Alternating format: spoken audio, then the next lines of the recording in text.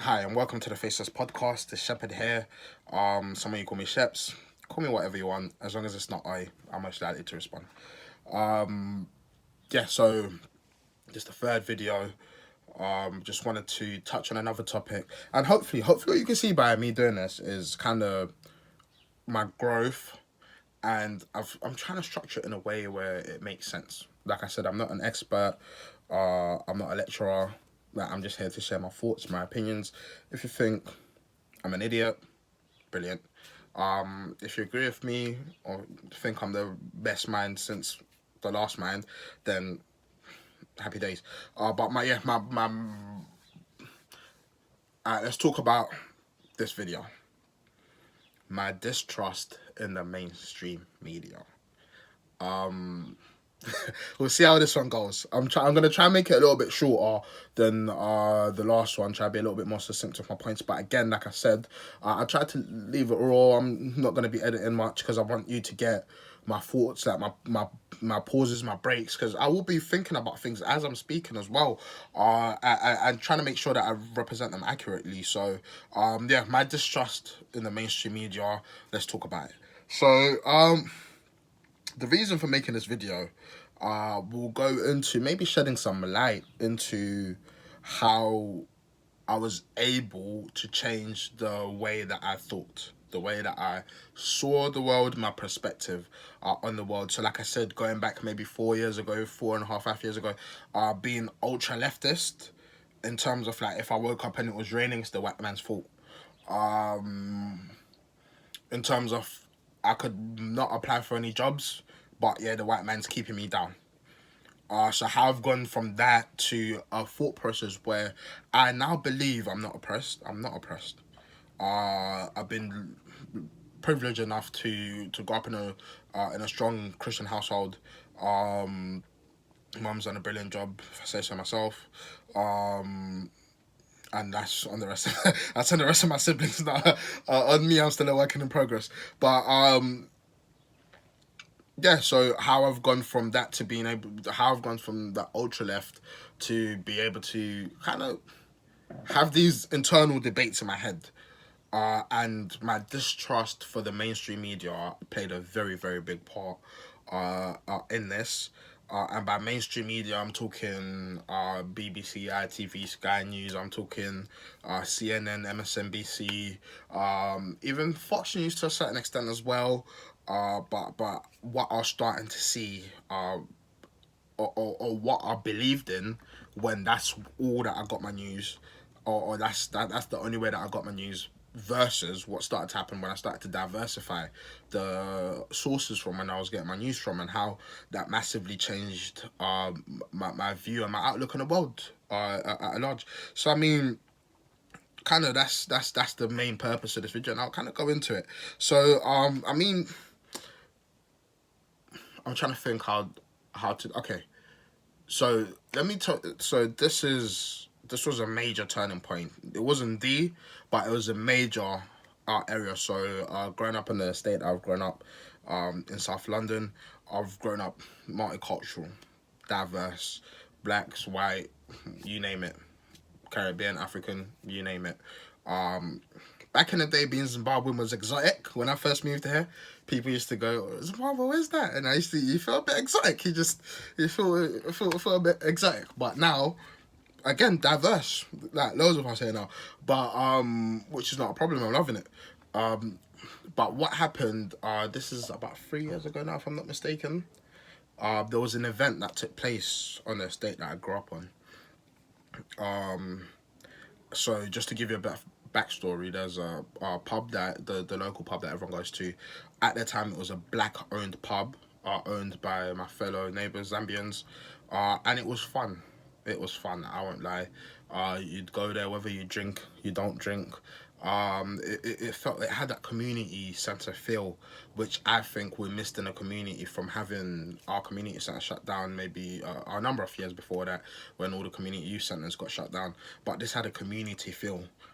You had white people, black people, Asians, people that have grown up in UK, people that have just moved to the UK, people from all different walks of life used to meet, and it was almost like a melting pot. And everyone used to get along, no issues. Obviously, wherever there's alcohol, people are gonna fight, but it was never. It was more about, I don't like you as a person because of what you've just done today, and then people go fight. Every single pub has a fight. But then there was kind of issues leading up to it, which I might touch on, by the police actually, which I might touch on a later topic. But effectively, there was a disagreement between the landlord and I think it's the police commissioner, with regards to how the police was looking to police the pub, and the negative image it was having on the establishment, and as a result of that, the police had it out. Like, not the police and everyone in the police force, but the higher ups had it out for that pub. Said, "I'm gonna get you shut down if it's the last thing I do." So, what's happened now? Fast forwarding, maybe a year or so, there's been this event, and I remember this was the end of the first week, at my new job. I just started a new job, so we've gone there, and that day everyone was there. Everyone was there. Good, like everyone's having a good time. Me and four of my friends just went, you know what? We've kind of had enough. Let's go home. We went home, woke up, and I'm getting phone calls, messages from people that live outside of the state. Are you alright, Shepherd? Are you alright? Like, what's going on? Like, what do you mean? Like, yeah, no, I was getting ready for football. I was playing football at the time. So, okay, so one of my friends was like, switch on the news. Switched on the news, Sky News. I'm like, that's my local. What's it done in Sky News? So I started making phone calls now, heard the story, heard what's going on. So I'm like, it's unfortunate. And I'll be very, very clear. I do not support or condone violence, regardless. If you're going to defend yourself, defend yourself. But I do not support or condone violence in terms of being the aggressor. So what had happened was, we had some people from off the estate come on the estate. There was altercation. The stories going back and forth. The story that I've heard is, they attempted to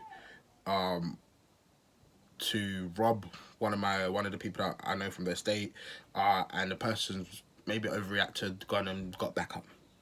I do not condone the violence that took place. And I've even told them, I've grown up with them, some of them are my close friends, and I've told them, you lots need to hold your time for what you've done. And all of them said, that's understandable. So what's now happened is, okay, violence ensues. Two of the boys run off, leave their friend. More violence ensues. And then the police finally come, the friends come back. And the story that got made up was utter nonsense. So the story that got made up, and I'm sure some of you lots would remember this from when it happened, was, we asked them, we were sitting at the bus stop going home. We asked them, they came up to us, asked us, where you're from, and we said we're asylum seekers, so they beat us up.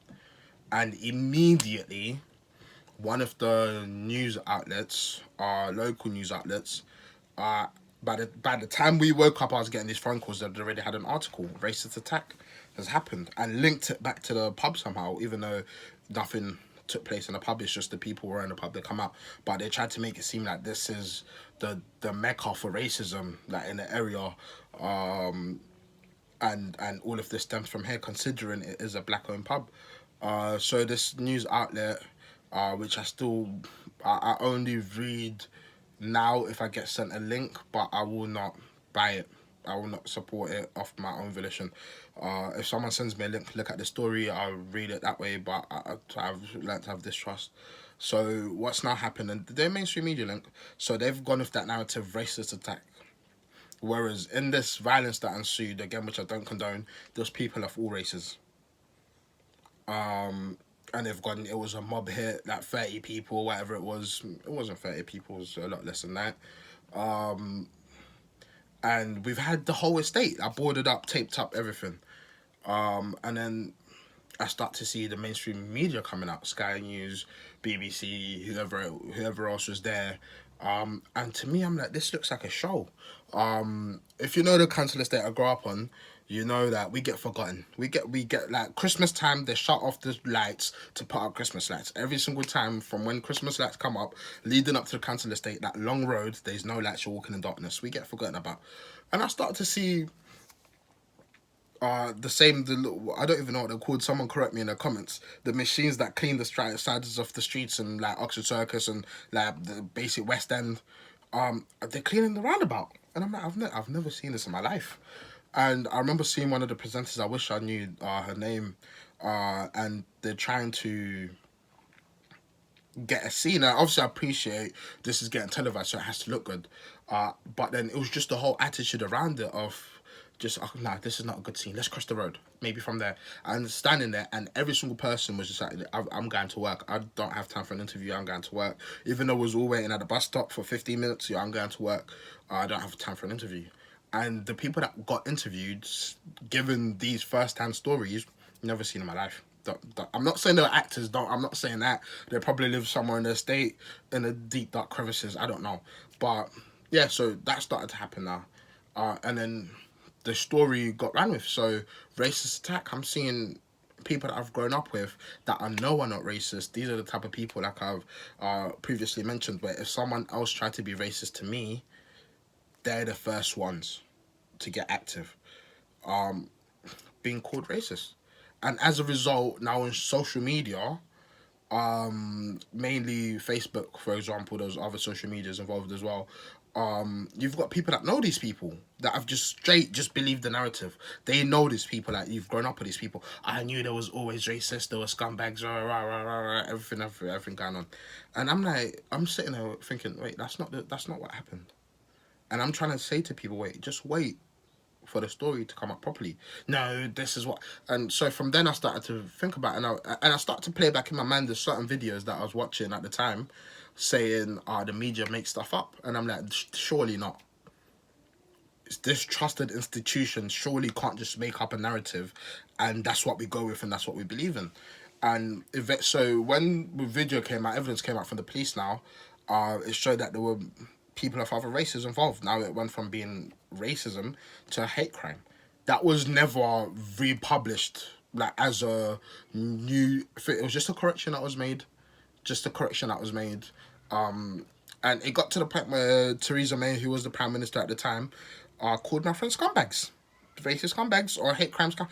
And I'm just looking at this unfold and I'm going, okay, even though they're my friends, you deserve to go to prison for what you did. You broke the law, you deserve to hold your time. But you're not racist. And this narrative was being pushed, and when I realised, okay, something fishy is going on here, and I'll see if I can find a video. I'm not good at editing yet. Otherwise, I'd have put in the overlay of a video that I took at the time on my Snapchat, where the police have come on the estate. They're handing out flyers, and on the flyers it says attempted murder. So I've now asked one of the policemen, okay, it says attempted murder in here. Has anyone been charged for attempted murder? No. Why does it say attempted murder? They go, well, it's almost attempted murder, so it might. And I'm like, no, this is not how justice works. So I'm thinking about going, okay, now I'm conflicted because I'm like, okay, cool. In a spirit of consistency, justice needs to be served. This person was attacked, left within an inch of his life, whatever. My friends need to go do their time for that. I do not dispute. That's why the whole time, anyone that's got me in my socials, I weren't screaming, free him, free him, free him. You've done your crime, do your time. But at the same time, I'm like, but they're not racist. And I watched the whole media just attack. My friends got doxxed. And things that on social media where doxing is illegal, that if it's not illegal, correct me please. And yeah, I'm seeing them getting attacked. Lives got ruined. And fair enough, you could look at it and go, well, they've committed that crime. They don't deserve that protection anymore. But again, in that spirit of consistency with some of the things that are happening now, when you've got alternative medias trying to put a shine on some of these people that have been killed by the police, putting a shine in their past and what's been going on, it doesn't seem to be right now. But back then, the names, addresses, where they work, is being brought out off a false narrative. So that's when I started to question the media, and I started to go, if they could do this to my friends who are no ones, like obviously not to be rude, but they're nobodies. Yeah, that's what they are. Like, we're just regular people, go to work, you have your fun, and that's it. Imagine what they could do to someone who they've actually got something major to gain from it. So this is when I started to research, look into it a little bit more. Then I started to realize some of my points again. Like, what's the incentive for this? Money. Like, mainstream media is a failing organization. You've got the rise of alternative news sources now, new platforms, new methods of reporting news, that are presenting news better and more accurately in real time, with bias, some without bias, or trying to be as unbiased as possible. So we've got that happening now, and mainstream media is clutching at straws. They need, how do they keep funding or continuing to justify their existence? Clickbait. That's why I'm not a headline. If I look at the headline, I have to read into it. So these are things that I started to notice. Okay, there's the monetary incentive there. So even, okay, now looking at that, so when you look at the fact that it's a failing industry, now look at, okay, cool. Even linking into my previous video, how does mainstream media even now get affected by some of these ultra leftist ideologies where they just make a lot of noise, they'll threaten your advertisers. So you, as Mr. CNN or Mr. BBC News, not BBC News, that might be a bad example because it's state funded, but Mr. Sky News, Mr. ITV, your advertiser, like, if I've got a grievance, I don't like the way your presenter raised the eyebrow, I feel like it was an act of aggression towards me, I now call the advertisers, yo, ITV's been racist on the news. This person, I don't like how they've done it. Like, it doesn't matter. It's not about facts or evidence anymore. But just because I threatened your revenue income, they have to bend the knee. And I understand that. So as much as it's meant to be objective, they're trying to protect their own self-interest, self-preservation. I don't necessarily agree with it, but I understand. So I started to look at that. So going, okay, so if that's the case, if they're very vulnerable because of their revenue, if it's a failing industry, they're getting people taken away because of new emerging technologies, it's very hard for someone like that to be objective and not to just try to think of the bottom line. And just kind of thinking about that, I started to understand, okay, I can't rely on mainstream media. So any news, I still watch it so that I get a well-rounded view. But I'll go fact check. I'll go get someone else's perspective on it. And when I started to see that, to them, it's about money. It's not about reporting the news objectively. It's about money and power and influence.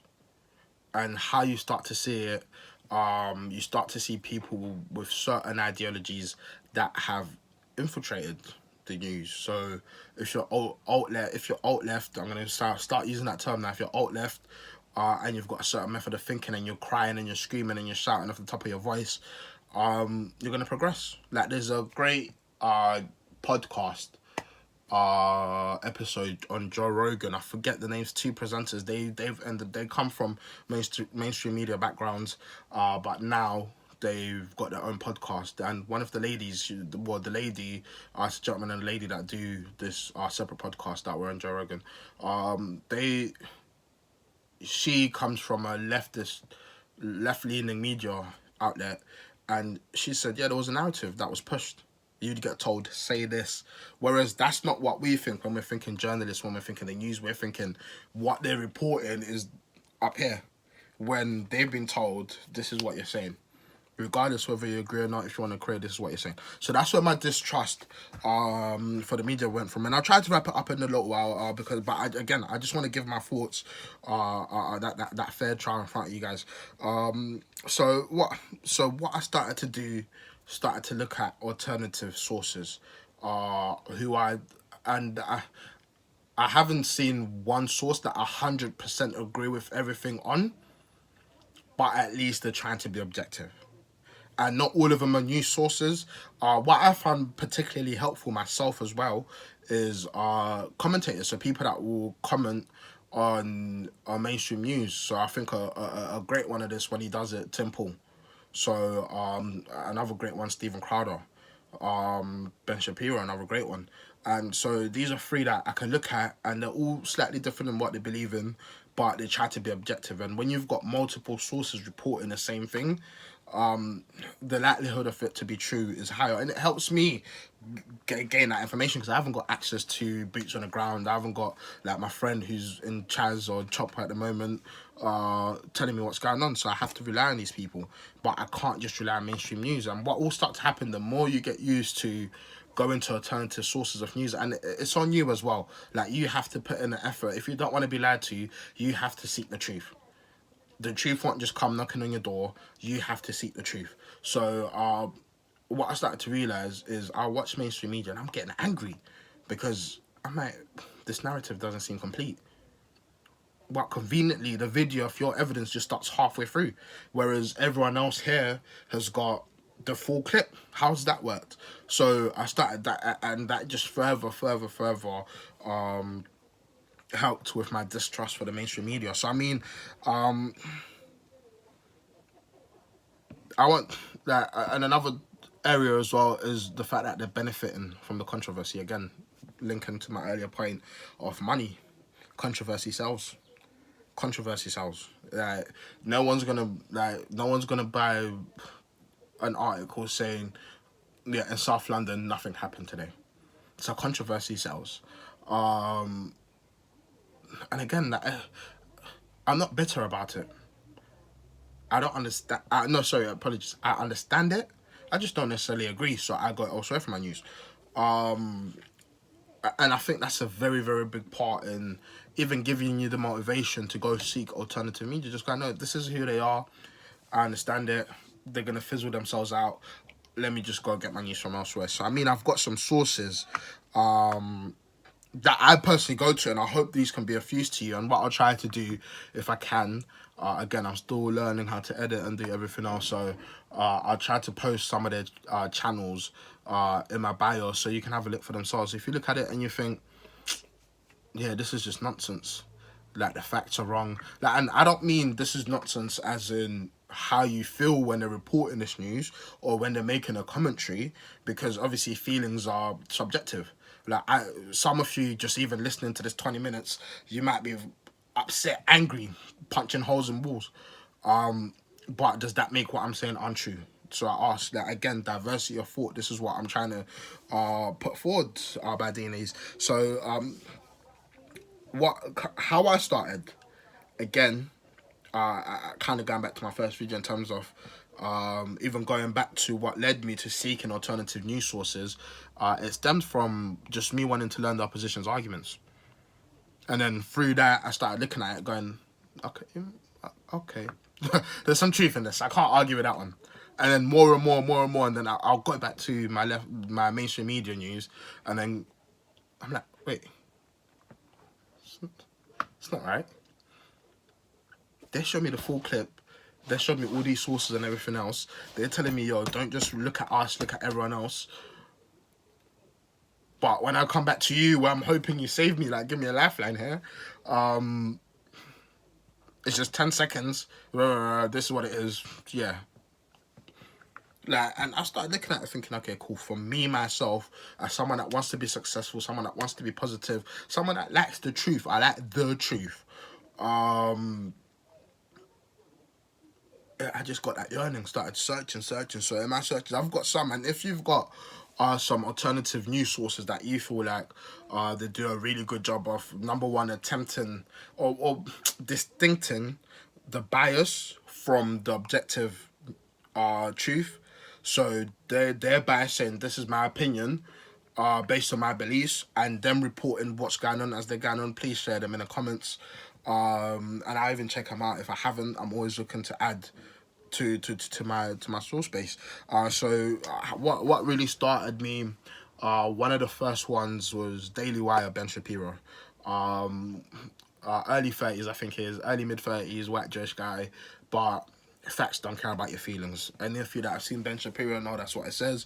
And that hurt my feelings. Like, I won't lie to you, the first time, I can't remember what it was. He was talking about statistics to do with crime rates in minority areas, and he just said, yeah, facts don't care about your feelings, and I'm like, wait, how are you telling me?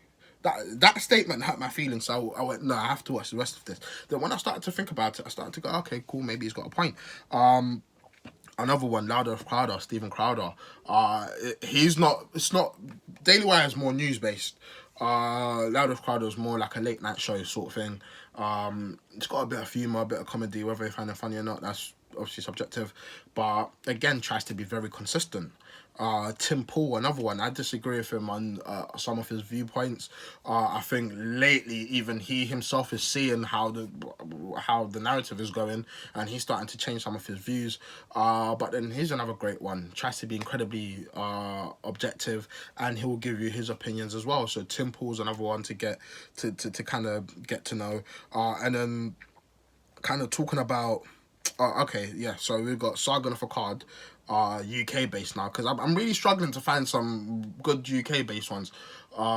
Again, he was painted by the mainstream media as a super racist alt-right, when if you actually take the time to watch what the guy's saying, as much as I'm Christian, he's atheist, but he's trying to be objective. I don't agree with everything he says, but he's trying to be objective, and he'll tell you when he's giving you a biased opinion. So I can only appreciate that.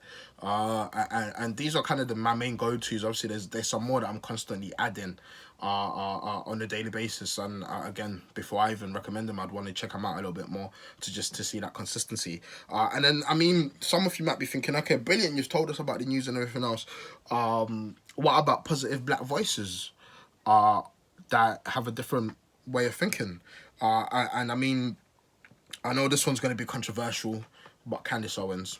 Listen, just listen. Like, I don't mind you disagreeing with her. I don't mind you saying she makes me upset, she disgusts me, everything else. But do you know, are you disagreeing because you're angry, or are you disagreeing because you can rebut the points?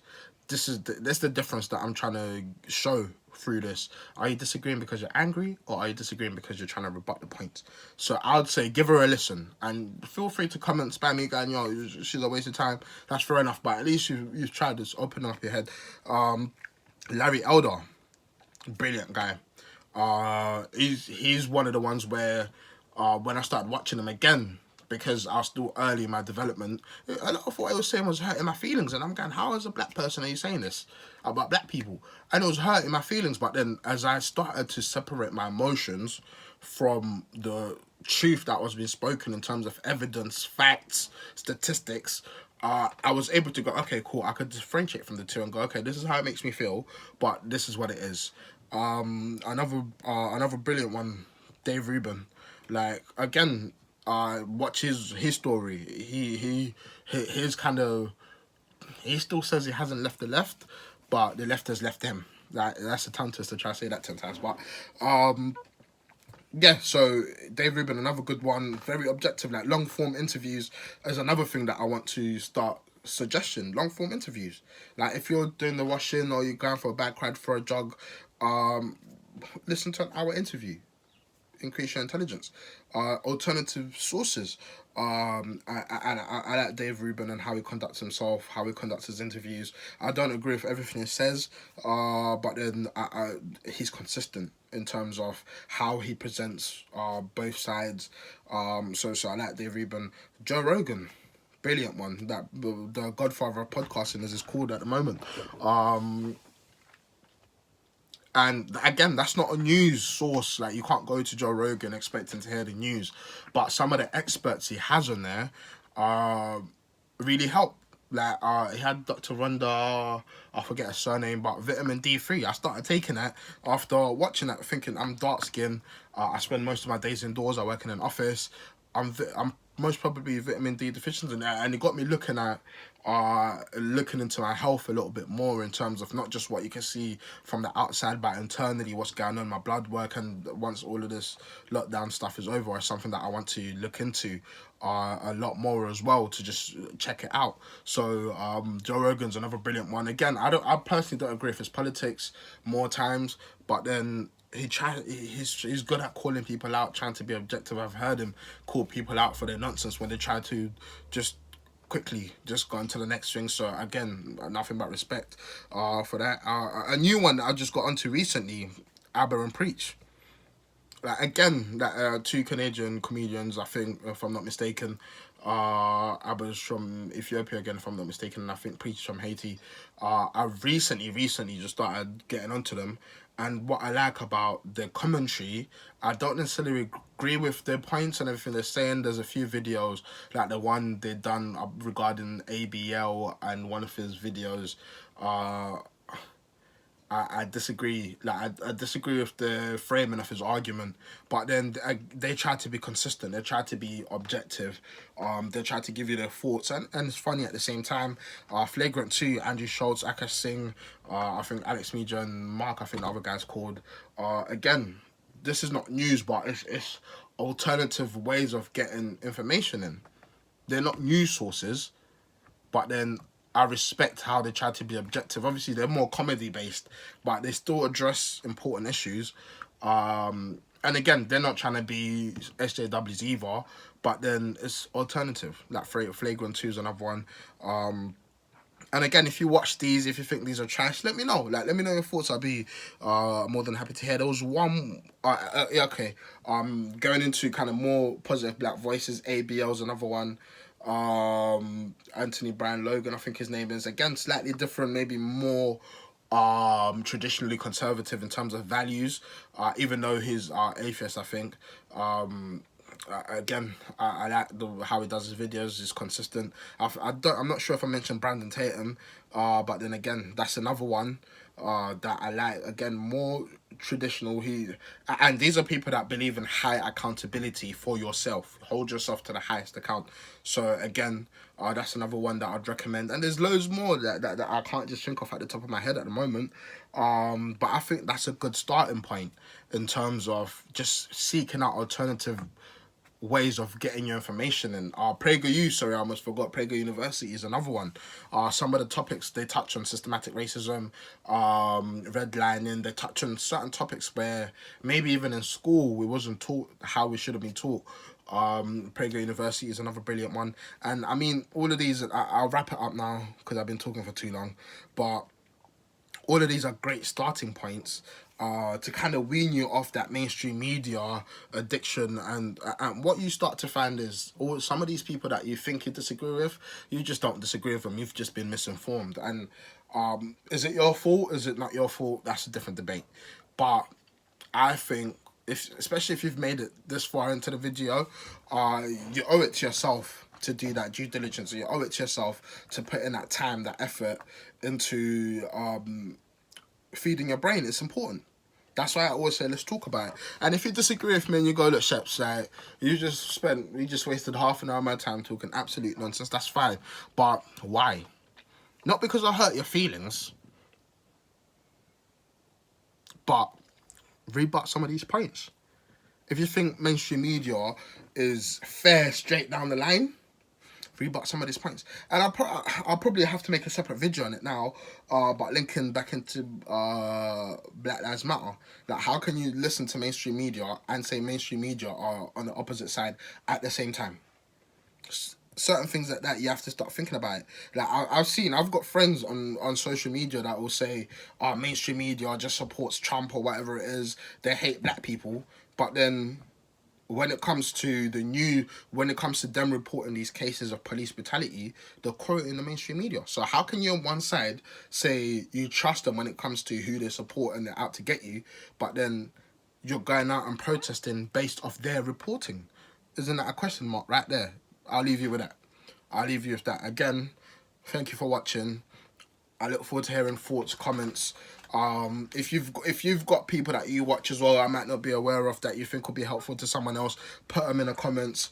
Like, share, subscribe. I've got my Instagram that's specifically for the podcast that I'll put the link in the description, as well as email address for anyone that might want to email me for whatever reason.